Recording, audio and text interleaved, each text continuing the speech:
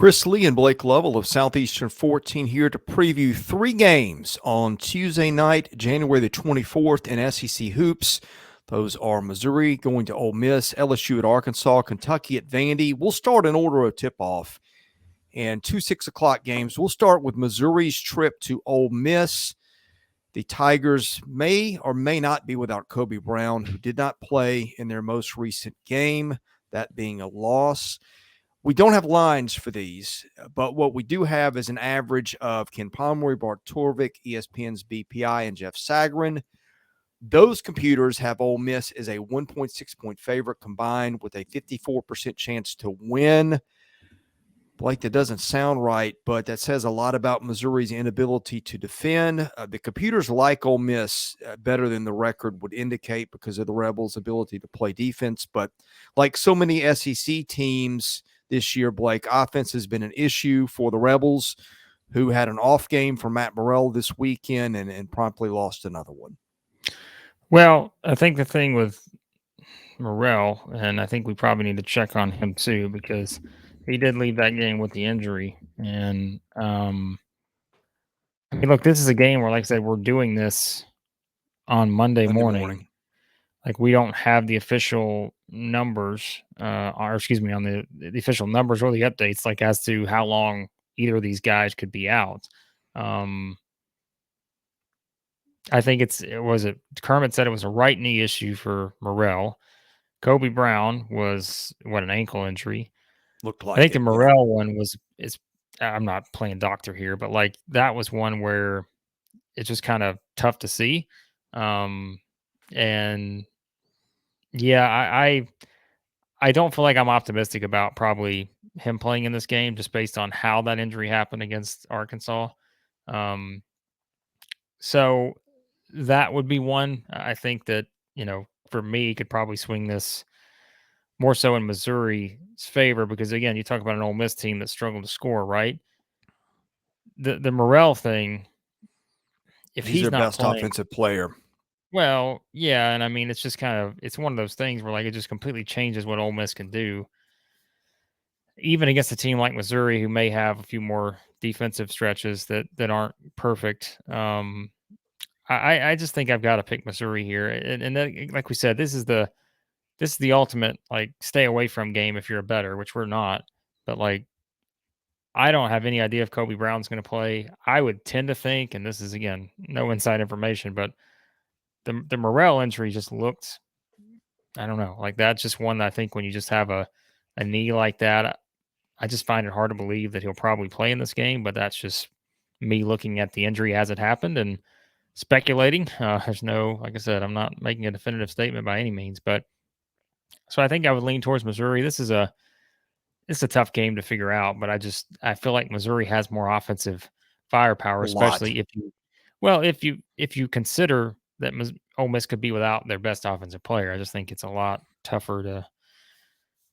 It's just a team that struggled to score. It's what we talked about all season, right? And if he doesn't play, then that just completely changes, I think, what Ole Miss can do. So I'll take Missouri on the road here. It's not easy to win road games, and Missouri has not been perfect recently, as we know, but I just don't know how I could probably pick Ole Miss here, even with some defensive strengths to be able to put up enough points. But I think this, for me, it maybe feels like a lower scoring game here in this one. Yeah. We've also got at the same time LSU traveling to Arkansas. The computers have Arkansas as about a 13-point favorite with a 69% chance to win. LSU just seems to be on loop offensively, which is that it's got nothing to speak of outside of KJ Williams, who has struggled as other guys have stepped up to help. Arkansas has been an interesting team, perhaps maybe figuring it out without Nick Smith and Trayvon Brazile. Anthony Black carried Arkansas last game. Arkansas a week ago loses at Vandy. Didn't look very good, but has looked better since. Arkansas is still a team that the computers have in the top 30, and I just don't think LSU's got enough firepower to go and win in Fayetteville. No, as I said, I feel like this is the get-right stretch for Arkansas. If they play defense, which we know they can, it's another one for LSU. I mean, I know we've kind of, we do kind of our trio of videos on Mondays, our reaction, our power rankings, and our predictions. looking ahead. But common themes sometimes just tie together in all of them, and like LSU schedule has been a common theme in all these videos, and just talking about here we go again. Like they're now on the road against an Arkansas team that kind of has had its back against the wall and still does at 2-5 in the league. They can't afford to drop this game. Um, so I think it's another challenging game for LSU, team that's already lost 6 in a row. I know they beat them the first time around, but I just feel like things are much different now in terms of where these two teams are at. And again, this one's in Fayetteville, Arkansas in a must-win scenario, which I think Arkansas is in a must-win scenario for a little while here, Yeah. because like we said, they really need to at least get to 500 in the SEC. If not better than that, I would tend to think maybe better than that. So yeah, so everything to me sets up for an Arkansas victory here. But look, I mean, LSU, as we said, it's just kind of it's been a rough schedule, but I still think LSU can do some things defensively because remember what they did in that first game, right? They sort of teased Arkansas just to shoot the ball. And, Arkansas Yeah. goes 4 of 25 from 3 in that game. There's no doubt Matt McMahon's going to try to do the same formula. I just think the two teams are in different spots here, especially LSU, who's kind of been now, beaten down by a 6-game losing streak.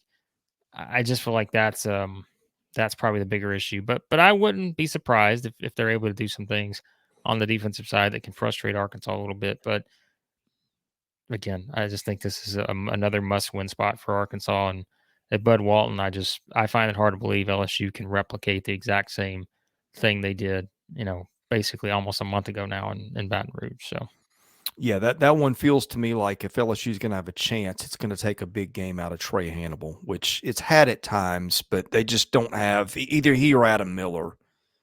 One or both are going to have to step up because I just don't think they've got the scoring firepower. And again, I feel like we say this every video. You've got some some very good defensive teams in this league and some very bad offensive teams in this league. I mean that we've seen like sort of the defining characteristics of a lot of these teams now. And like we do kind of say the same thing, but it What is else what do you it say? is. Like, I mean, yeah, like these are the defining characteristics for these teams. I mean, what I said, LSU, they just struggle to score.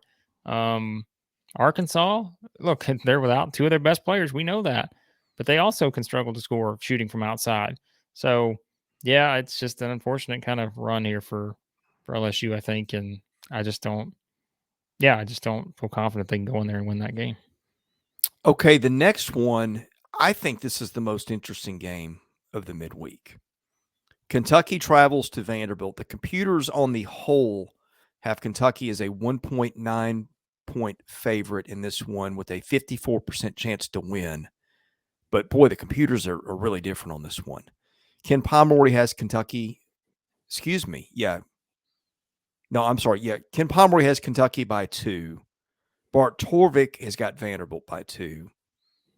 BPI has got Kentucky by 4, and Sagarin's got Kentucky by 3.5. So that's how you arrive at the numbers, averaging those. Vanderbilt, we say it over and over, but it's true. Vanderbilt just plays pretty much everybody close. Kentucky feels like it is getting right, but to trust that unequivocally at this point feels like a mistake. Kentucky, I think, will bring a lot of fans to Nashville, maybe even have as many in that gym as Vanderbilt will at this point, or it's probably going to be close. But Vandy, the venue doesn't seem to matter for Vandy one way or the other. This is a weird game, Blake. The computers have this as the closest of the 7 games this week between Tuesday and Wednesday, except for Missouri Ole Miss, which is a little bit closer. But I think this one is the most interesting one because I really want to see what both teams are after Tuesday night. And by the way, this one will be the late game. It'll be 8 o'clock on the SEC network. LSU and Arkansas, in case you're wondering, will be ESPN2 at 6. Yeah, this is an interesting one because my mind immediately goes to Oscar Sheboy and a Vanderbilt team without Liam Robbins or Yeah. I guess Dort for that matter, right? So that's where my mind goes to pretty quickly. And I just wonder what that looks like for Vanderbilt. At some point, that's got to catch up with Vanderbilt because Robbins is hands down their best player. They went to Georgia and won without him, but Georgia also not a team.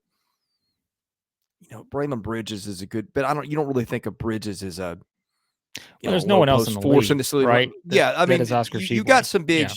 Yeah, you don't have Vanderbilt's not really faced a team. It's not going to face a team like the one it just faced without Robbins, and I think you're right. I think that's the difference. I think having him in this game, maybe Vandy wins straight up. Not having him in this game, Vanderbilt can still win, but I have a tougher time scripting that out unless it's they go 12 of 26 from 3 or something like that, which they can also do from time to time. Here's something to consider, right? All right. So last season they played the same setting, Memorial Gym. They're always close. Kentucky was up 28 with 5 minutes to go. Remember that game? Close, Vandy, yeah. Well, Vandy finished on a 16-0 run. It wound up being 78-66 because Vandy has to keep it close, right? They finished the game on a 16-0 run with 5 minutes left. Just a wild thing, right? But here's something to keep in mind because I think you've got the same matchup here, right? Who didn't play in that game? Liam Robbins. Who was the starter at center? Quentin Malora-Brown. What was Oscar Sheboy's stat line? 30 points, 13 rebounds, 11 of 16 from 2, 8 of 10 from the free throw line. All right. So there's kind of, if you go back to last year, different teams, we know that, right? But keep this in mind too. Okay. They go to, remember the game they played at Rupp, which was, I mean, it's pretty close. Like it wound up being a 7-point and they game. did the same thing. I know where you're going because Vanderbilt played Kentucky that close, both in Lexington and in the SEC tournament. And I think the common denominator was the one that you're about to mention. So, they go play the one at Rupp. Sheboy, 11 points, 17 rebounds in that one. That's the game at Rupp where I think they just needed a Scottie Pippen game. I mean, at 33. Yeah. And so they needed that. And then the one in the tournament, like you said, 6-point game in the tournament where, it's right there. Liam Robbins plays in that game. Sheboy goes for 12 and 14. So I know points wise, not the same as that first game they played at Memorial. But all that to say, like, I think, when you just kind of look at the setup here, in some of those games, Vanderbilt needed a Scottie Pippen type game or a Jordan Wright type game because Wright had 28 after 27-28 in the SEC tournament game, I think. So like a lot of the similar pieces are still there when you kind of look at it from that standpoint. But I think, the thing I still look at the Sheboy denominator here. And it's just like, I don't know how, and Vanderbilt will do some things. That's what we've always said, or at least I've always thought about Jerry Stackhouse. I've said, look, in terms of the actual, like, how they game plan, I think they game plan very well as a staff. And you can say, maybe they don't do this or don't do that and timeouts and all this other stuff, but I think the actual game planning part of it, the numbers prove it. They put their guys in the position to have a chance to be successful, I think, for the most part. And I think when you look at it from that standpoint, I have no doubt it'll be kind of the same thing here.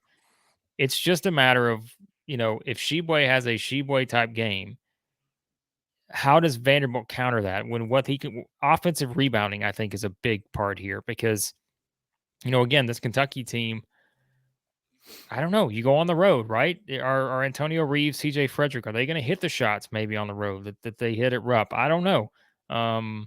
So like if you take that element, say maybe Kentucky is below average there from 3, all those things that come into play when you think about just a road game in the SEC against a team that has suddenly put together some confidence here in Vanderbilt. I just still think the Sheboy effect is why you pick Kentucky in this one. But look, this is a Vanderbilt team, and Jerry Stackhouse, again, go back to last season, outside of that, 28-point down with 5 minutes to go in that first game they played. 2 close games after that. They did need a Scottie Pippen huge game to keep, the other one close. But I just tend to think this will be another one that's probably right there in that. I'm curious to see what the spread will be on this one, to be honest with you.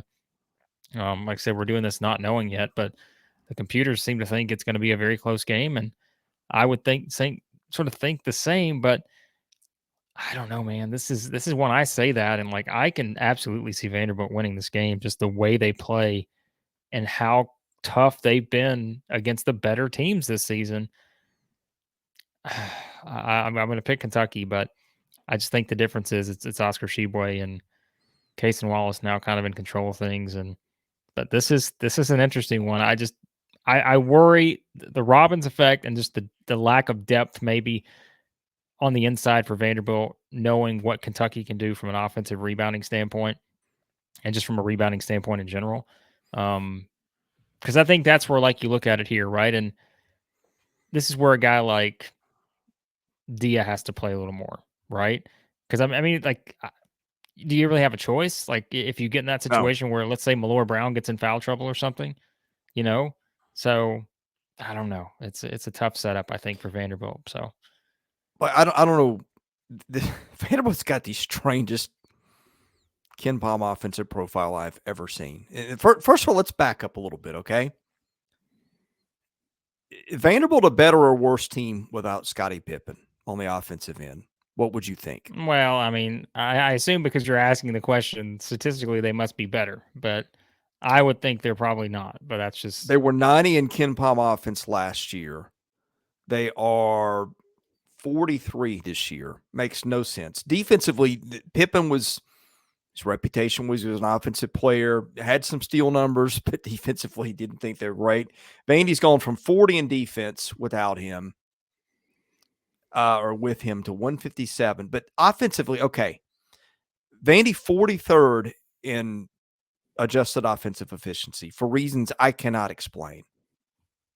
Because they are not in the top 50 in any single category. They are 215th in three-point shooting, 160th in three-point percentage, 189 in free throws, 83rd in turnover percentage. They are 72nd in offensive rebounding. I mean, those are good, but not great.